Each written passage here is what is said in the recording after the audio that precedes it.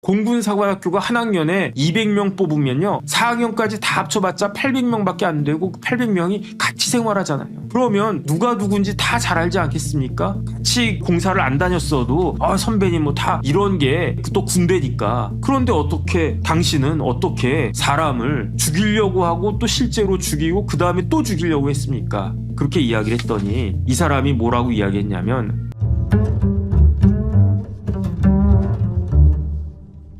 16일부터 17일까지 사이에 살인 미수와 살인 사건이 벌어졌어요. 처음에 살인 미수 사건이 있었던 것은 일산이었어요. 고양시 일산에서 어떤 일이 있었냐면 새벽 4시 반이었어요. 일산에 어떤 주거지라고 했으니까 아파트인지 아니면 뭐 오피스텔인지 주상복합인지 그건 잘 모르겠어요. 일산에 어떤 그 주거지의 승강기에 새벽 4시 반에 어떤 사람이 딱 나와가지고 집에서 나왔겠죠. 뭐 집에서 4시 반 아마 운동하러 간 거 아닌가 그 생각이 드는데 예컨대 어떤 사람이 4시 반에 집에서 나왔어요. 그래서 엘리베이터 앞에 딱 섰어요. 그런데 갑자기 뒤에서 누가 내 목을 졸라. 그런데 손으로 목을 조르는 게 아니었어요. 노끈으로 내 목을 조르는 거였어요. 그래가지고 거의 그 목이 졸려가지고 죽을 뻔했는데 어떤 사람이 내 등 뒤에 생각해보세요. 새벽 4시 반이에요.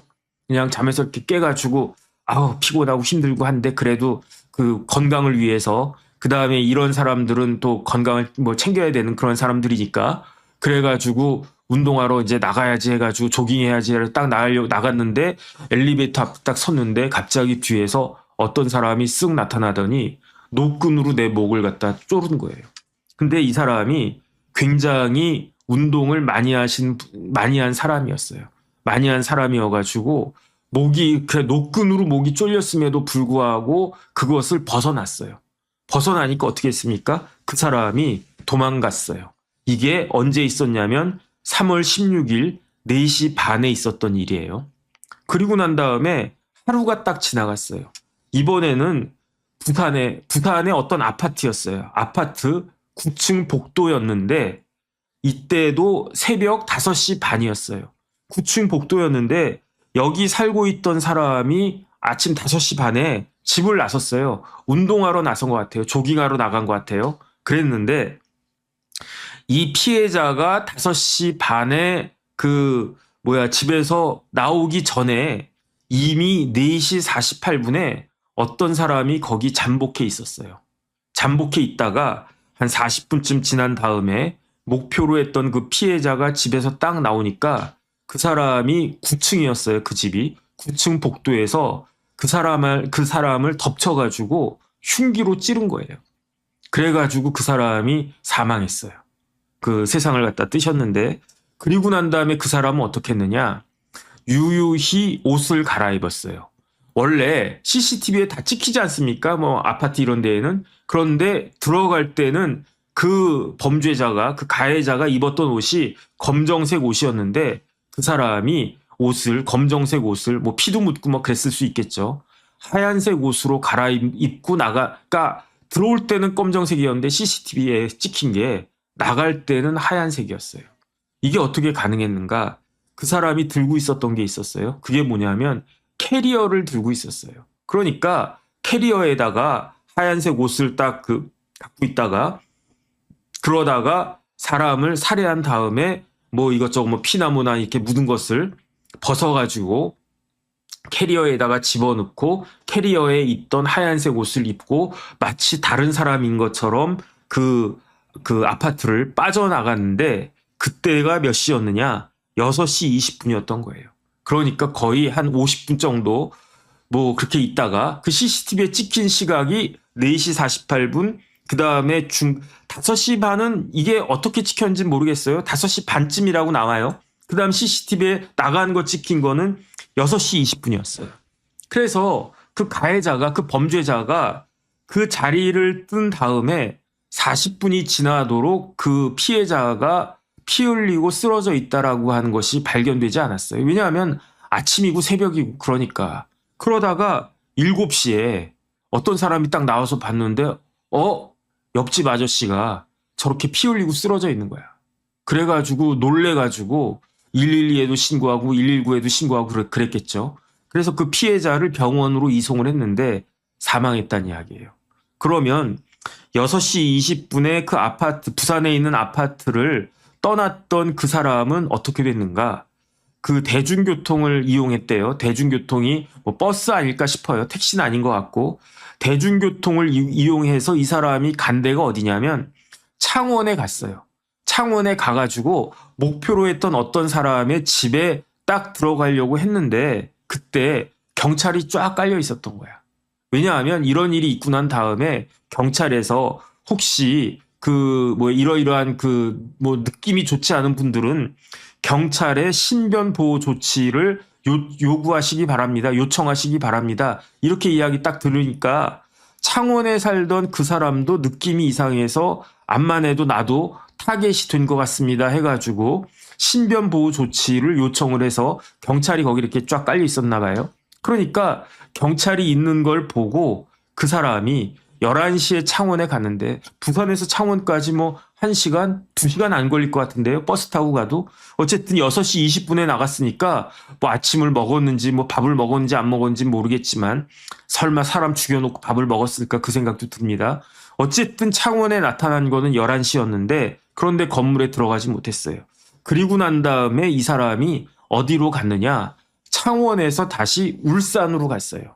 울산으로 갔는데 이 울산으로 간 거를 어떻게 파악했냐면 살인사건이 벌어졌으니까 경찰이 한 60명 정도가 수사팀이 딱 구성이 됐대요. 그래가지고 막 CCTV 같은 걸 막 확인을 갖다가 했겠죠. 그래가지고 아, 이 사람이다. 이 사람이 범인이다. 그래가지고 뭐 창원에 간 걸 알았나 몰라나 그건 모르겠는데 뭐 알았을 수도 있었을 것 같아요. 그런데 아, 저 사람이 울산으로 가고 있다라고 하는 거를 경찰이 파악한 거는 15시 30분, 3시 30분에 울산에 간 것으로 파악해가지고 울산지방경찰청하고 협조해가지고 그 사람을, 그 범인을 검거했는데 검거한 건 몇 시냐면은 20시 3분이었어요. 밤 8시 반에 그 검거를 했는데 어디서 검거를 했냐.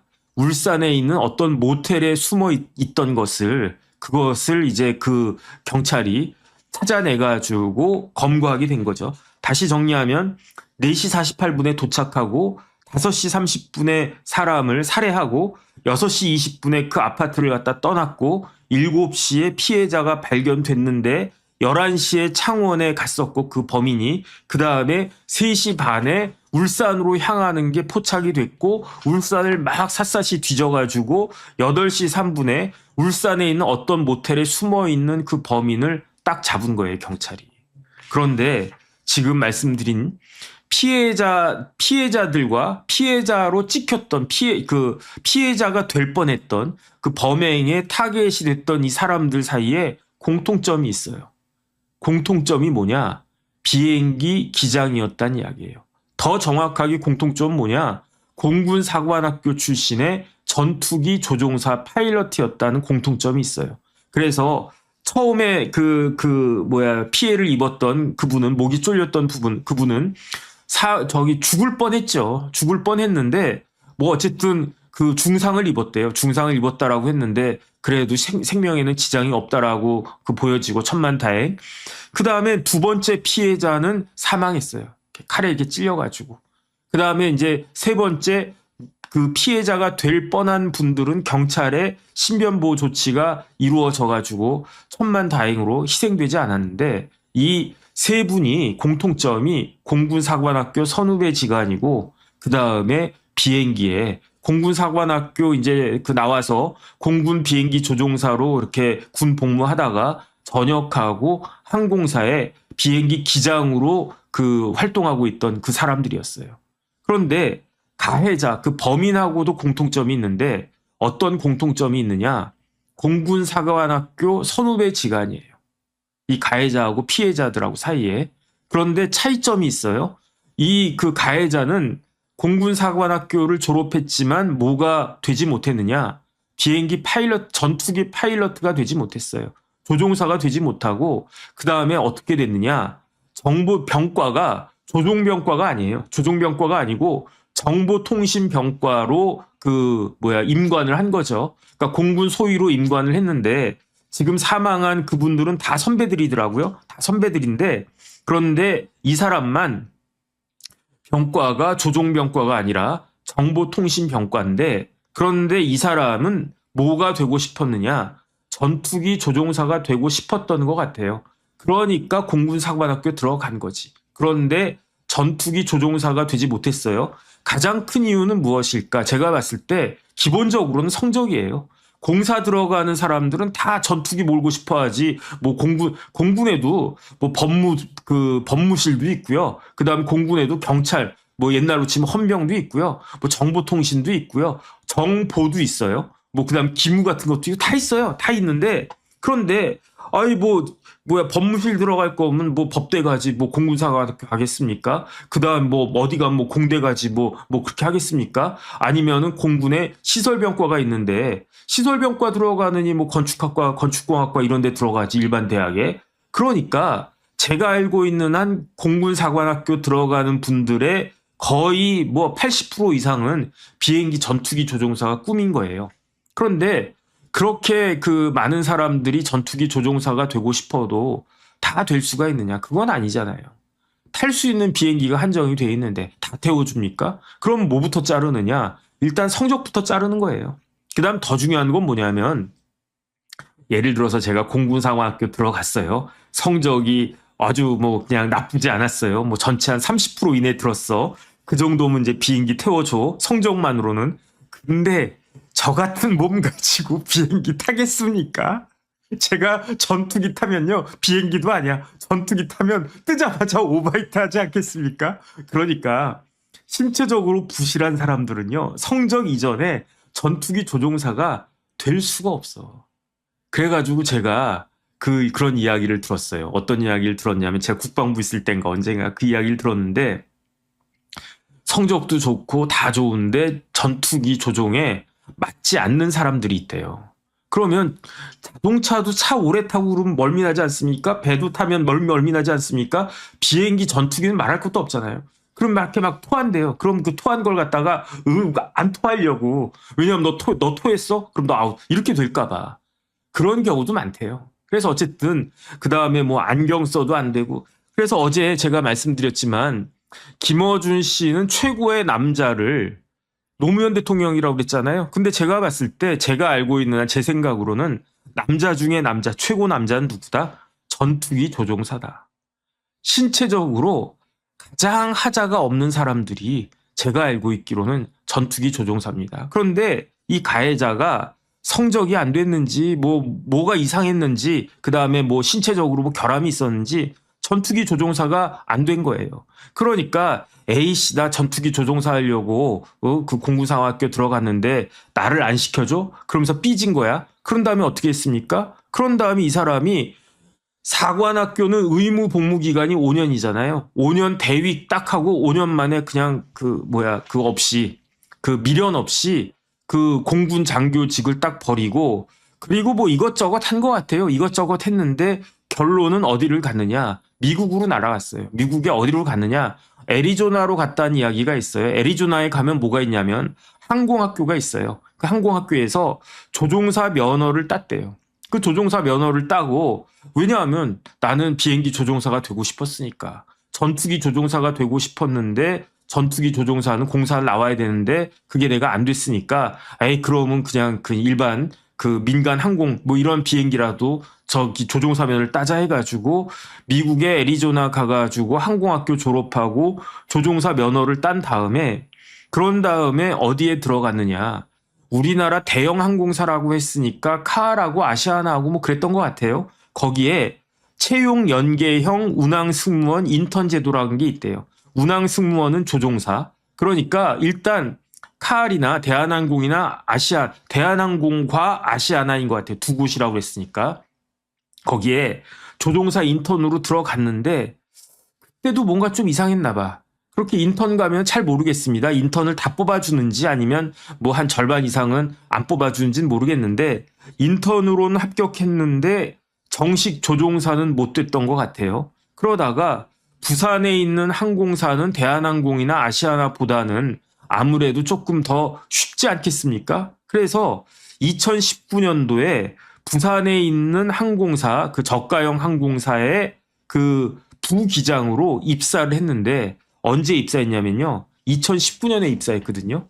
근데 이 사람이 공군사관학교 47기예요. 공군사관학교 47기면 제 또래들이, 제 친구들이 공사 38기거든요. 38기가 86학번이란 말이에요. 일반 대학으로는. 그러면 47기면은 일반 대학으로 하면 몇 학번이란 이야기입니까? 95학번이란 이야기예요. 95학번이면 재수 안 했으면은 76년생이라고요. 재수했으면 뭐 75년생이나 이렇게 되는 거고. 그러니까 76년생이니까 지금 딱 50살이 된 거예요. 그런데 2019년도에 부기장으로 입사했으니까 몇 살 때 입사했다는 이야기입니까? 그러면 95년생이라고 하면요. 44살에 입사를 한 거예요. 그래서 제가 궁금해가지고 그러면 어떻게 그 입사를 하지? 일단은 공사 나와가지고 전투기 조종사 하다가 전역하고 스카웃 되는 케이스가 많이 있는데 그거는 이 케이스하고 다르니까 패스. 일반적인 뭐 항공대학교나 이렇게 항공 관련된 학과 나와가지고 그 이런저런 훈련 받고 그 그 항공사에 부기장으로 입사하는 나이가 25부터 28살까지래요. 일반적으로. 예컨대 제가 공사는 아니지만 항공대학교 졸업하고 뭐 이렇게 해가지고 대한항공이든 프레미어든 그다음에 뭐 에어 아시아든 뭐 그런데 그 진에어든 뭐 제주에어든 제주항공인가? 그런데 입사하는 게 일반적으로는 25살부터 28살까지 부기장으로 입사하는데 이 사람은 공군사관학교 졸업하고 뭐 여기저기 이렇게 막 그렇게 하다 보니까 입사한 나이가 뭐 인턴하고 그러다 보니까 44살에 입사한 거예요. 그러면 정상적으로 입사해가지고 기장으로 승격하는데 10년 내지 한 10년 정도가 걸린대요. 10년 정도가. 그래서 기장이 되면은 빠르면은 35, 그 다음에 웬만하면은 38살에 기장이 되는데 그런데 이 사람은 44살에 지방항공사에 부기장으로 들어간 거예요. 자기보다도 어린 사람들이 지금 기장하고 있는데 자기는 초임 부기장이 딱 된 거야. 그러니까 이 사람이 이렇게 그다음 자존심도 되게 강했던 사람인 것 같아요. 그래서 어쨌든 내가 비행기 조종사 하고 싶어가지고 그 부산에 있는 항공사에 취직을 부기장으로 취직했는데 봤더니 기장님들이 다 나보다 어려. 그 다음에 나랑 나이가 같은 사람들은 뭐 공군사관학교 동기들도 있었겠죠. 한참 나보다 높은 기장이야. 기장 그 짬밥이 최소한 막 한 7, 8년 되는 그렇게 됐어.